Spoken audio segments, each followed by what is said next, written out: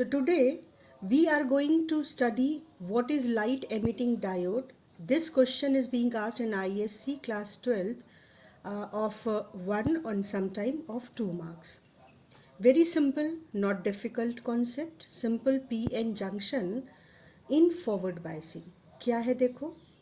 We know that in PN junction there are two charge carriers which play role in conduction.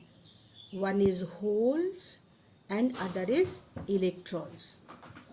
Holes are majority charge carrier in p side and electrons are majority charge carrier in n side. Now what happens? What are holes? Just recall it. Holes are vacancies of electrons in covalent bond of p side. याद है जब हम trivalent impurity मिलाते थे तो एक electron silicon के एक इलेक्ट्रॉन के साथ कोवेलेंट बॉन्ड बना लेता था, दूसरा दूसरे सिलिकॉन एटम के साथ और तीसरा तीसरे सिलिकॉन एटम के साथ. लेकिन जो फोर्थ प्लेस था कोवेलेंट बॉन्ड का लैटिस में, वो फोर्थ प्लेस वैकेंट रह जाता था और इसे ही हम होल्स कहते थे. तो एक्चुअली ये क्या है? ये एनर्जी स्टेट है कोवेलेंट बॉन्ड की, बाउंड एनर्जी स्टेट है ना. जबकि जो एन साइड के इलेक्ट्रॉन्स हैं वो एन साइड के इलेक्ट्रॉन्स कंडक्शन बैंड में रहते हैं. कंडक्शन बैंड में रहने का मतलब अगर मैं सिंपल लैंग्वेज में कहूँ तो जो एन साइड में इलेक्ट्रॉन्स हैं, जब आप पेंटावैलेंट इम्प्योरिटी मिक्स करते हैं तो एक इलेक्ट्रॉन एक सिलिकॉन एटम्स के साथ, दूसरा दूसरे सिलिकॉन एटम के साथ, तीसरा तीसरे सिलिकॉन एटम के साथ और चौथा चौथे सिलिकॉन एटम के साथ इंगेज हो जाता है. लेकिन फिफ्थ इलेक्ट्रॉन खाली रह जाता है और लूजली बाउंड होता है. अब जब लूजली बाउंड होता है तो ये इजीली फ्री हो जाता है. तो ये वैकेंसी तो है बाउंड स्टेट की और ये है फ्री इलेक्ट्रॉन एक तरीके से. तो इसकी एनर्जी होल की एनर्जी से ज़्यादा होती है. क्या समझे हम?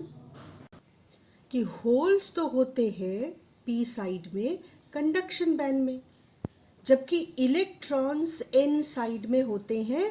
होल्स तो होते हैं वैलेंस बैंड में पी साइड में और इलेक्ट्रॉन्स कंडक्शन बैंड में होते हैं एन साइड में. ध्यान से समझना, इलेक्ट्रॉन्स एन साइड में कंडक्शन बैंड में होते हैं और होल्स पी साइड में वैलेंस बैंड में होते हैं. और हमें पता है कि कंडक्शन बैंड और वैलेंस बैंड के बीच एनर्जी गैप होता है. तो ये जो एनर्जी गैप है ये इन होल्स की एनर्जी और इलेक्ट्रॉन्स की एनर्जी के बीच होता है. इलेक्ट्रॉन्स हायर एनर्जी स्टेट में होते हैं और होल्स लोअर एनर्जी स्टेट में होते हैं. तो जो सबसे पहला पॉइंट हमारे दिमाग में क्लियर होना चाहिए वो क्या? कि since in an type semiconductor electrons have energy existing in conduction band and in p-type semiconductor holes have energy existing in valence band. Therefore electrons of n side have higher energies than holes on p side. This is the first thing हमें clear होनी चाहिए कि भाई electron higher energy state में है और holes lower energy state में है पी एन जंक्शन में दो तरफ. ठीक, इतनी बात क्लियर हुई. Now we forward bias the P N junction. ठीक, so when junction is forward bias तो क्या होता है? होल पी साइड से और इलेक्ट्रॉन्स एन साइड से दोनों are pushed towards the depletion region और towards the junction. So just recall, when we forward bias PN junction, the holes are pushed by this positive terminal towards the depletion region and electrons are pushed towards the depletion region by this negative terminal. तो ये जब इस depletion region को cross करते हैं तो बहुत अच्छी probability होती है कि electron in low energy states को ऑक्यूपाई कर ले, जिसको हम क्या कहते हैं, recombination of holes and electrons. So during the crossing of this depletion region, electrons recombine with the whole. मतलब हायर एनर्जी स्टेट से कंडक्शन बैंड से इलेक्ट्रॉन वैलेंस बैंड यानी लोअर एनर्जी स्टेट होल्स में जंप करते हैं. तो जो energy difference है इन दोनों के बीच, उस एनर्जी डिफरेंस के अकॉर्डिंग ये वेवलेंथ एमिट करते हैं. इलेक्ट्रोमैग्नेटिक रेडिएशन इलेक्ट्रॉन एमिट करता है while recombining with the holes. So that is from where this radiation comes in p-n junctions forward biasing. अब सिलिकॉन का p-n जंक्शन अगर है तो ये जो बैंड गैप है सिलिकॉन में, ये बैंड गैप 0.7 इलेक्ट्रॉन वोल्ट का होता है ऑलमोस्ट. जर्मेनियम में 1.1 इलेक्ट्रॉन वोल्ट का होता है. तो इस इलेक्ट्रॉन वोल्ट के एनर्जी गैप में जब इलेक्ट्रॉन होल्स में जंप करते हैं तो जो एमिटेड रेडिएशन है वो विजिबल रीजन में लाई नहीं करता. तो अगर हम सिलिकॉन का सेमीकंडक्टर लेते हैं तो हम उसको as a light emitting diode use नहीं कर सकते. लेकिन हमें ये समझ आ गया कि अच्छा, ये जो transition of electron from higher to lower energy state है, ये वजह है इलेक्ट्रोमैग्नेटिक वेव्स के रेडिएशन की. तो हमको ऐसा बैंड गैप चाहिए, ये जो कंडक्शन बैंड है और ये जो वैलेंस बैंड है, इनके बीच ऐसा बैंड गैप चाहिए जिसमें जंप करते समय जो इलेक्ट्रॉन एमिशन करे वो विजिबल रीजन में लाई करे. और इसीलिए instead of using silicon, the material used for light emitting diode is different materials, different alloy of gallium, phosphorus, arsenic. So material which are used to form the LED p-n junction for use of light emitting diodes is gallium arsenide, gallium arsenide phosphide, gallium phosphide and gallium nitride. You can see it here. These materials are used to form light emitting diode, that is those p-n junctions which can emit radiation which lie in visible region. अब जब हमको ये समझ आ गया है कि जो emission हुआ वो बैंड गैप की वजह से हुआ, बैंड गैप के इक्विवेलेंट वेवलेंथ एमिट की इलेक्ट्रॉन ने while jumping from higher energy state conduction band to lower energy state valence band.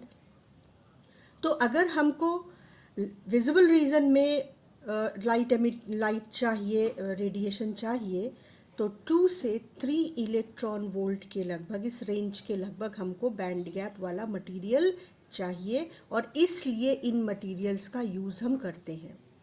अब बैंड गैप डिसाइड करता है कि किस कलर की लाइट एमिट होगी, है ना.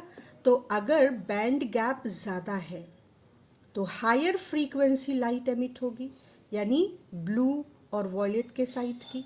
और अगर बैंड गैप कम है तो लोअर फ्रीक्वेंसी लाइट एमिट होगी, मतलब रेड के साइड की. तो बैंड गैप किस तरीके से लाइट एमिटिंग डायोड के कलर को डिसाइड करता है वो भी हमें क्लियर हो गया.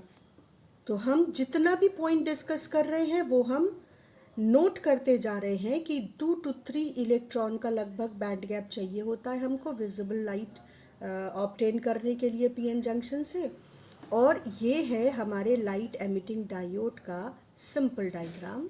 यहाँ पर इलेक्ट्रॉन्स जंक्शन क्रॉस करते हुए होल से रिकम्बाइन करते हैं और विजिबल रीजन में लाइट एमिट करते हैं. और ये काम तब होता है जब n निगेटिव से और p पॉजिटिव से कनेक्टेड होता है, यानी जब pn जंक्शन फॉरवर्ड बायस्ड होता है. तो अब हमें बहुत सारी बातें क्लियर हो गई that pn junction emits electromagnetic radiation when electron recombine with the holes. But if you want those electromagnetic radiations to lie in visible region, then silicon will not help us. So we use different materials, alloy of different materials, so that we can find the radiation in the visible region. Now comes the main point. Which type of questions are being asked in board exam and how to write those answers? So mainly the questions which are asked from LED, 1 या 2 number के सवाल पूछे गए हैं अभी तक. What is LED और brief में उसकी वर्किंग पूछी गई है कि कैसे वो लाइट एमिट करता है, और advantage of LED over filament electric bulb, ये 2020 में पूछा गया है. तो 2021 में LED क्या है, ये क्वेश्चन की प्रोबेबिलिटी है कि पूछा जाए. तो देखो हम इसका आंसर कैसे लिखेंगे. Question is what is LED, and see how you are supposed to write your answer. Light emitting diode is a PN junction which emits light when it is forward biased. In formation of light emitting diode, two specialized semiconductors, that means not general silicon or germanium, two specialized semiconductors are used to form PN junction. Symbol of light emitting diode, it's just like the simple diode, but these two lines specify that this is light emitting diode. और light emitting diode कैसा दिखता है, तो हम सभी ने light emitting diodes देखे हुए हैं, और इसका जो लॉन्गर इलेक्ट्रोड होता है वो एनोड होता है, और जो शॉर्टर इलेक्ट्रोड होता है, जो शॉर्टर लाइन होती है, वो कैथोड होती है ना. देखो ये छोटी वाली लाइन जो है ये कैथोड है, और ये बड़ी वाली लाइन एनोड है. और दूसरा क्वेश्चन जो पूछा गया, advantage of light emitting diode, तो उसके 2-3 पॉइंट्स हमको याद करने चाहिए. Light emitting diodes are more energy efficient, ये हमको पता है, इसीलिए लाइट एमिटिंग डायोड जो कन्वेंशनल बल्ब्स हैं उनको रिप्लेस कर रहे हैं. Why light emitting diodes are more energy efficient? Because in conventional bulb you know that energy is lost in the form of heat when current flows through the filament. तो सिर्फ light energy के form में ही electrical energy convert नहीं होती है, heat energy के form में भी कन्वर्ट होती है, तो इलेक्ट्रिकल एनर्जी वेस्ट होती है. इसके अलावा life span of LED is much more than traditional bulbs, क्योंकि जब हीटअप ज़्यादा होते हैं ट्रेडिशनल बल्ब्स तो वेयर एंड टेयर भी ज़्यादा होता है. Then they are light emitting diodes are of smaller size, बहुत छोटे छोटे साइज के लाइट एमिटिंग डायोड्स बनाए जाते हैं. हम लोगों को पता है कैलकुलेटर में, वॉचेस में हम लाइट एमिटिंग डायोड्स देखते हैं, छोटे छोटे जो यूज़ कर सकते हैं. क्यों? क्योंकि हम बहुत छोटा small PN junction diode fabricate कर सकते हैं, है ना. Then light emitting diodes response is very fast, instant switch on and instant switch off, and this property is used to send signals. जैसे जब हम लोग टीवी का रिमोट का कोई बटन प्रेस करते हैं तो वो ऑन ऑफ के पैटर्न में एक सिग्नल सेंड करता है टीवी को, जिसे उसका रिसीवर, टीवी का रिसीवर अंडरस्टैंड करता है, समझता है, डिकोड करता है और उस पर फंक्शन को परफॉर्म करता है. तो इनका रिस्पॉन्स बहुत फास्ट है, and for that reason they can be use to send signals. So these are 2-3 advantages of light emitting diode over conventional traditional bulbs.